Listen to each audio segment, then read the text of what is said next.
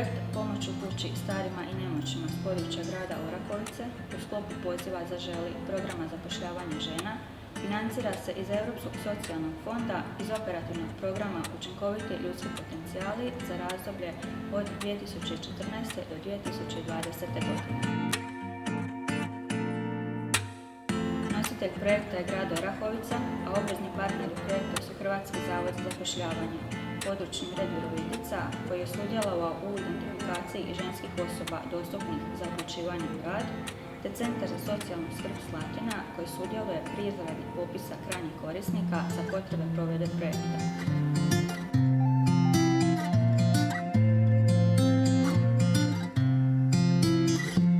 Cilj projekta je olakšati pristup tržištu rada pružanjem mogućnosti edukacije i zapošljavanja u lokalnoj zajednici za 30 ženskih osoba sa područja grada Orahovice koje će pružanjem svakodnevne pomoći u kućanstvu povećati kvalitetu života za 153 krajnja korisnika.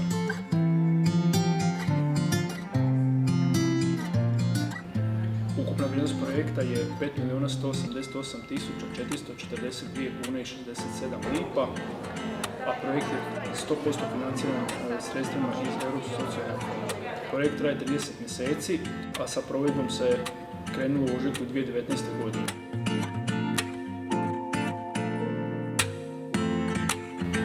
Ciljna skupina su nezaposlene žene sa najviše završenim srednjoškolskim obrazovanjem koje su prijavljene u evidenciju Hrvatskog zavoda za zapošljavanje. Ženama je pružena prilika za obrazovanjem, pa su tako završile program osposobljavanja za poslove gerontodomaćice, te su završetkom osposobljavanja stekle uvjerenja o osposobljavanju koje je verificirano od strane Ministarstva znanosti i obrazovanja i kao takvo je upisano u radnu knjižicu. Kroz razdoblje provedbe projekta zaposleno je 30 žena s područja grada Orahovice koje su tokom 24 mjeseca brinule o 153 krajnja korisnika nakon završenog programa osposobljavanja za gerontodomaćicu. Jedna žena skrbi o minimalno 4 korisnika. Za njihov rad nabavljeno je 30 bicikala i sigurnosna oprema, mobiteli, majice, pregače, kape i ostalo, sve što im je potrebno kako bi im se olakšao rad s korisnicima.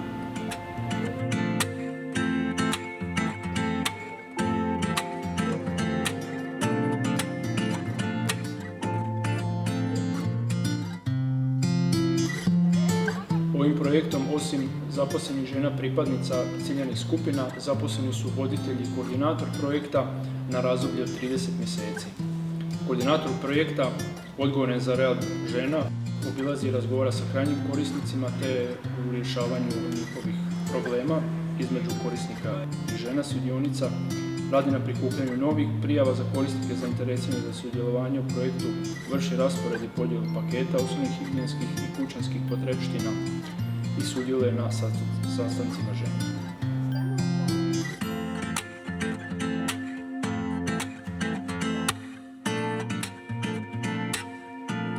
U projektu radi se o korisnicima starije životne dobi, osobama u nepovoljnom položaju ili osobama s invaliditetom. Projekt obuhvaća osobe stare 65 i više godina ili osobe mlađe od 65 koje ne mogu samostalno zadovoljiti osnovne životne potrebe.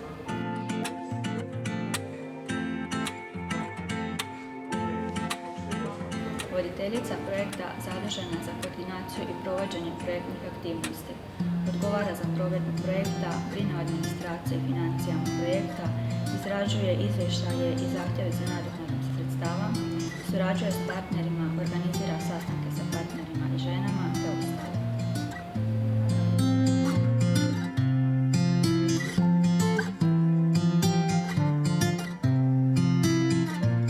Krajnji korisnici dobili su podršku kroz pomoć u kući, održavanju higijene stambenog prostora, pomoć pri dostavi lijekova i namirnica, plaćanju računa, pomoć u pripremi obroka u kućanstvu krajnjih korisnika, pomoć pri oblačenju i briga ih o higijeni, razgovore i druženja, pratnju u društvenim aktivnostima, čime će aktivno doprinijeti njihovoj socijalnoj integraciji. Svaki korisnik dobije 9 paketa osnovnih higijenskih i kućanskih potrepština. Na taj način smanjen je rizik od siromaštva, smanjena je nezaposlenost te povećana kvaliteta života na području grada Orahovice.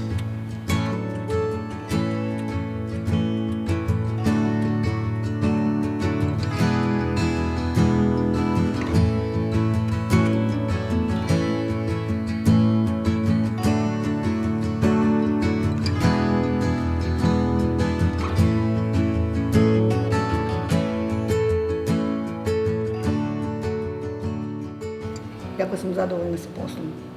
Ujutro krenem raditi ranije, obavljam svoje korisnike, imam 5 korisnika.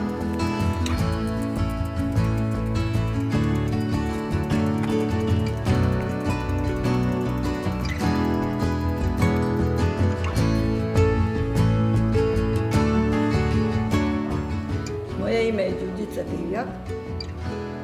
Radim na ovome programu 2 godine Zaželi. Radim na području Donje Pištane.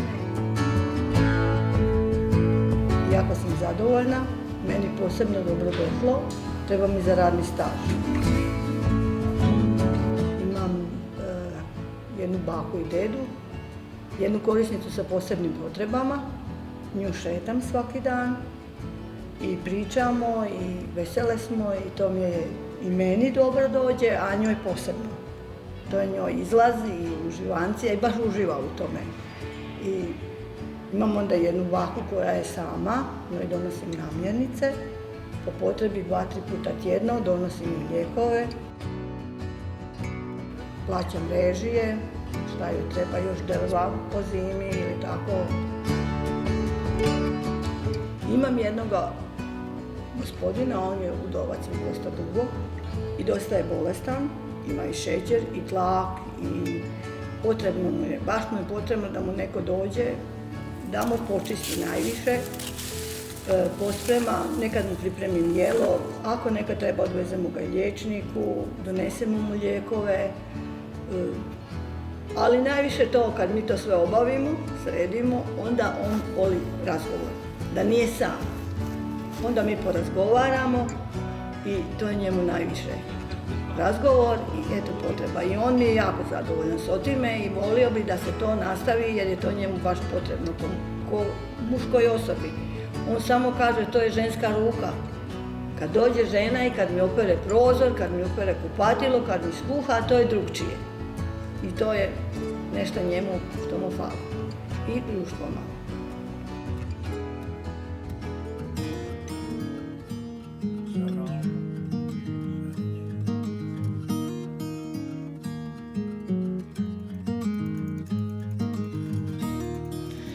Prije 2 godine smo počeli raditi u tom programu Zaželi. Prije toga sam radila u prehrambenoj industriji i 30 godina i firma se rasformirala, otišla u stečaj, ali prije toga još dok sam i radila sam imala želju da se prekvalificiram, eto da radim taj posao njegovateljice ili ovo je bilo gerontodomaćica. Sam Ružica Tosino, radim 2 godine, sada je punih 2 godine, 11. će biti kao gerontodomaćica.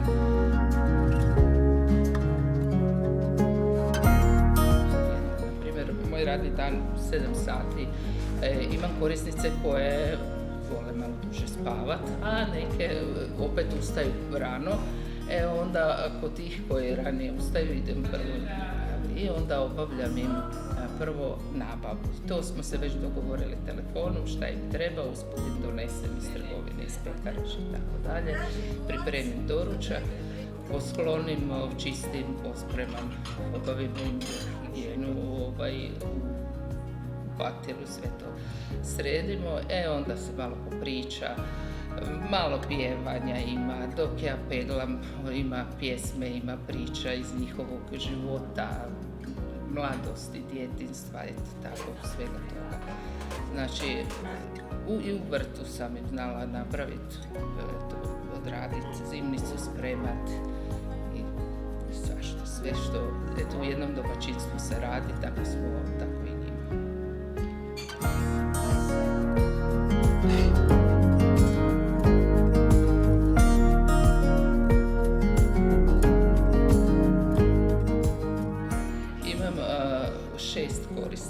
Znači 6 korisnice, sve su mi žene.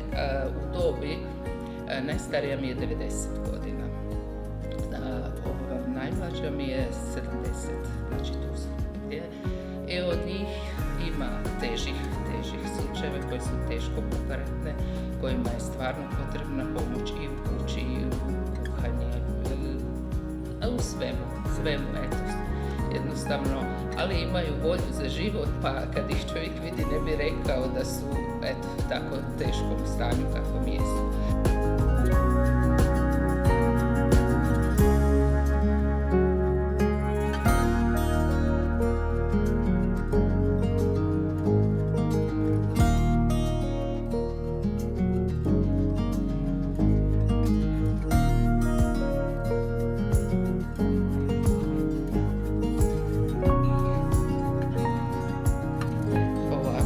Kad je taj projekt krenio, iako su bili oni onako kao u nekom strahu, dolaze im osobe, neke korisnike nisam ni ja poznavala, znači nije oni mene, sad mi dolazi nepoznata osoba u stan, kako će to sve funkcionirati, ali nakon kratkog perioda, već kako sam rekla, to je super, funkcionira i odnos je odličan. Jako mi je bilo lijepo, mislim, izbilja svaka čast njima ženama koje idu nama starima. Ja imam djecu, ali su daleko, šta vre, dođu oni meni povremeno. Ali nije to to. Ona meni dođe kad meni treba, Ružice treba mi to, Ružice treba mi ovo, ona uvijek. Čak mi je donosila i hranu svoju kad sam bila bolesna, skuhala pa mi donijela što sam smila jesti. I sve mi je zbilja, nemam riječi. I sad da ja ostanem bez neke osobe, ja ne znam kako se ja snalazim. To je taka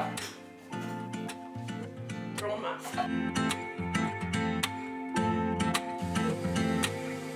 Potrebe su bile takve, da su bile bolesne, da im je trebalo donijeti lijekove ili donesti im hranu.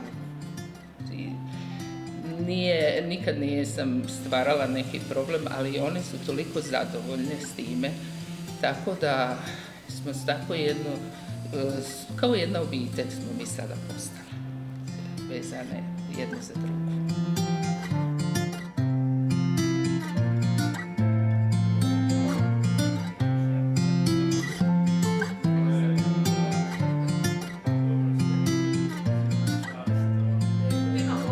I oni su toliko sretni, jer najednom kaže sve ono što su oni nekad radile, sad ne mogu, a imaju mene. Ja njima to opet napravim i onda one osjećaju toliko veliko zadovoljstvo da njima sve funkcionira. Znači i u njihovoj kući i napravi se im i zimnica, eto proslavi se ti rođendani, pripremiš i ručak i sve to što one sada, na primjer, ne mogu obaviti kupovinu, lijekove, otići liječniku, ako se ne osjeća dobro, ona samo navečer nazove, meni nije dobro, ili zoveš liječnika, dođeš pa je voziš i tako. U svemu tome, kaže, imaju nekoga ko o njima brine. A ne znaju da sam s tobom u mislima svakog dana.